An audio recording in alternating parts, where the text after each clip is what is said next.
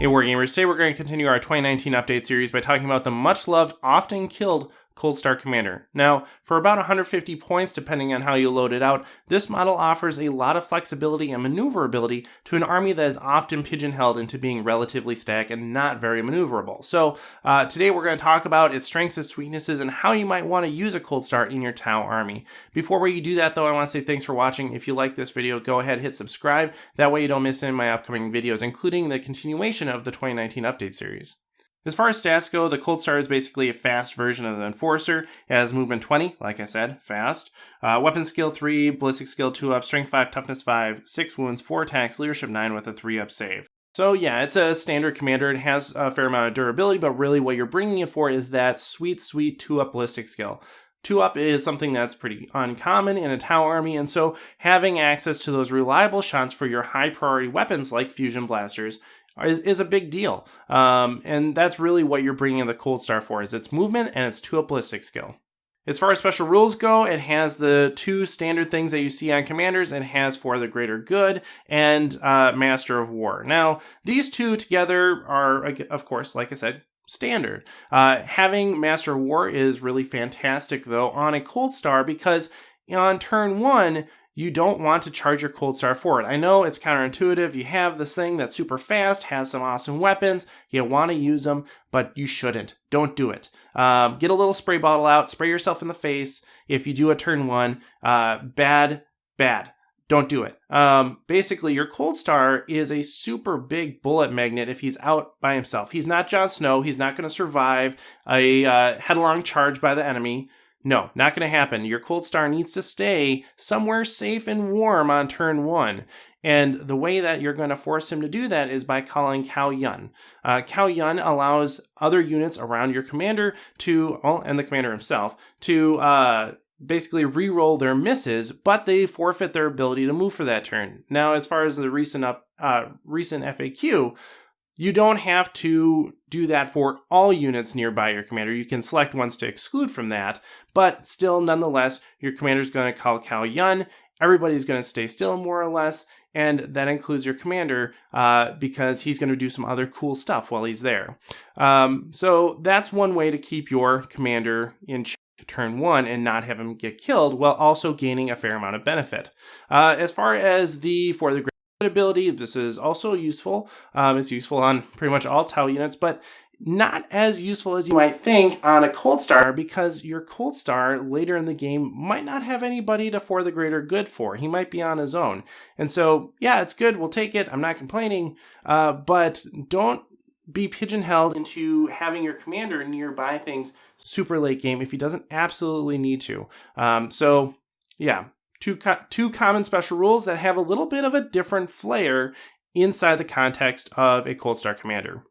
Perhaps the most appealing special rule for the Coldstar, though, is the Coldstar special rule, which allows him to advance 20 inches instead of rolling a d6. So that's a movement of 40 inches if he advances in a turn.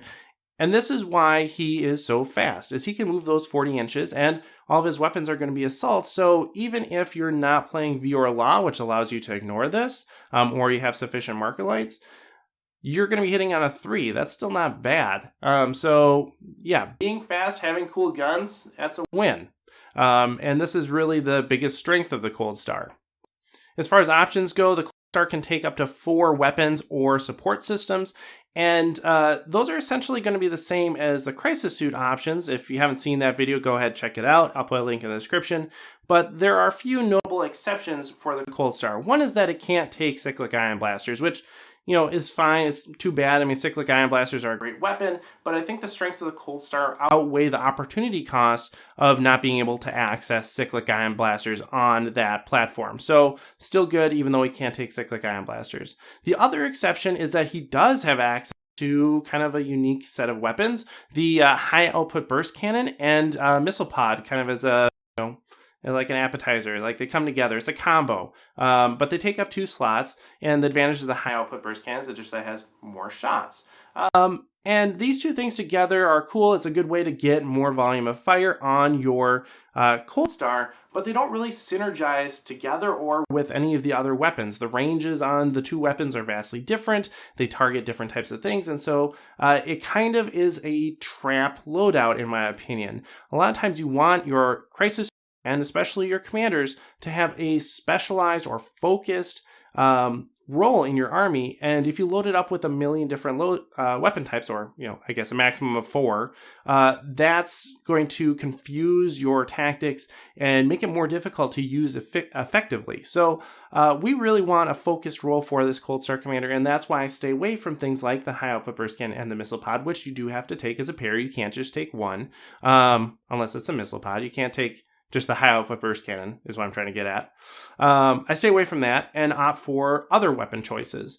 Notably, the Fusion Blaster is going to be your number 1 pick here.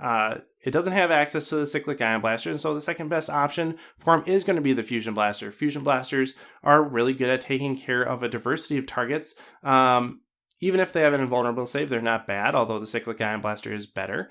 And the chassis, the Coldstar platform, allows you to get close and use that Melta range, that 9-inch range, to your advantage. You can either be within 9 inches or within 18 inches, your choice. You have the movement that you get to determine where you want to be.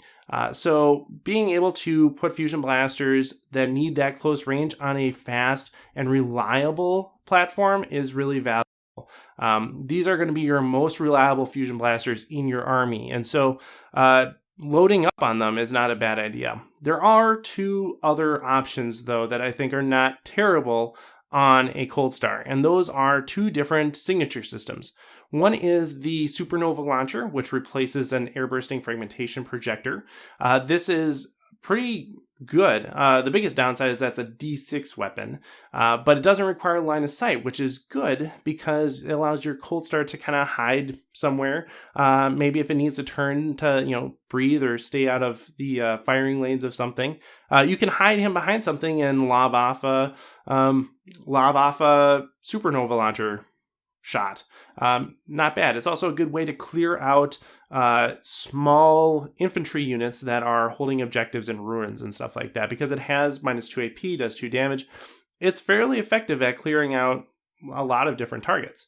So Supernova Launcher is pretty darn nice, and I often opt to take one of those instead of just 4 Fusion Blasters.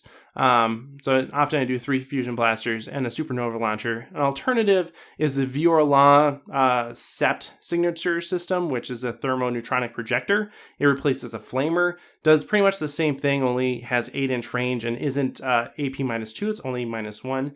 So still good, not as good, I think. It does give you the advantage of auto-hitting in Overwatch, which is nice, especially for a commander that is often in harm's way. Having that ability to Overwatch automatically using your Flamer is a nice deterrent, although, sometimes that's going to work and sometimes it's not. So, yeah, still, you do have options. You don't have to only take 4 Fusion Blasters, although those are commonly the you do have options, and I think that there's not necessarily a huge opportunity cost to doing those, and it gives you some flexibility. So I like those 2 signature systems on a Coldstar.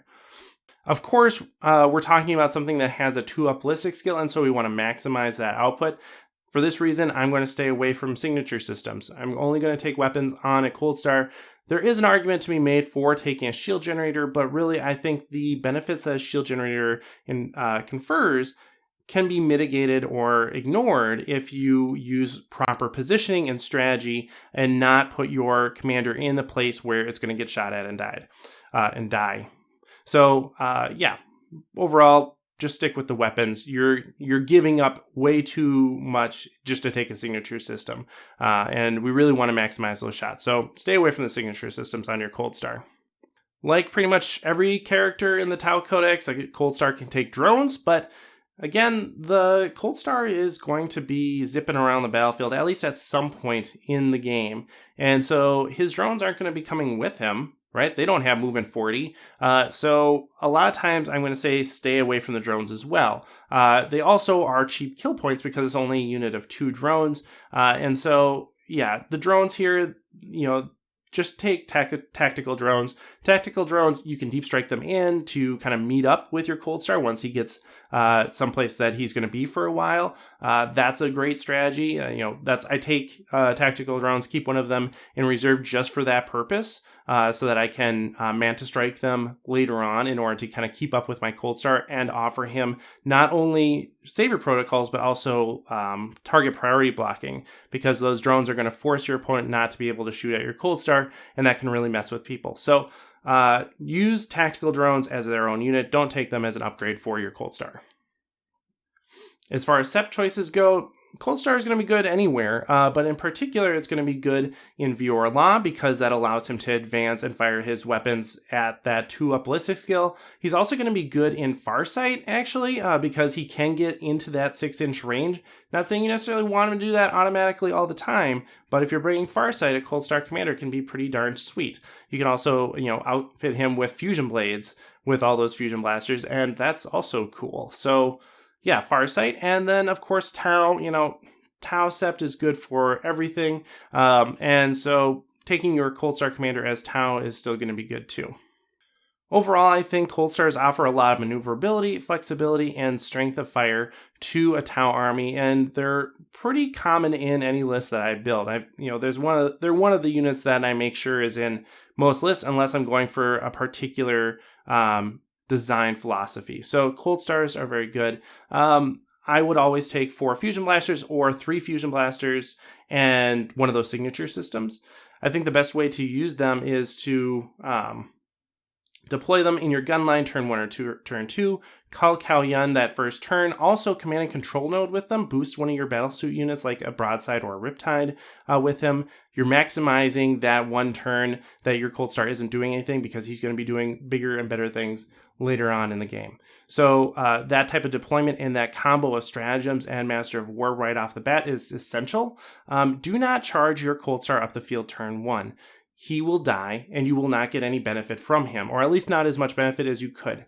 I think there's a really strong temptation to have your Coldstar charge up that first turn because there's some juicy target, but a lot of times that doesn't work out the way you think it will. So at least it doesn't work out the way I think it will when I do it, and it's always a point of regret later on in the game when I do it. So try your best to avoid doing that. Let me know what you think in the comments below. How do you feel about Coldstars? Do you use them in your list or not? As always, thanks for watching and happy wargaming.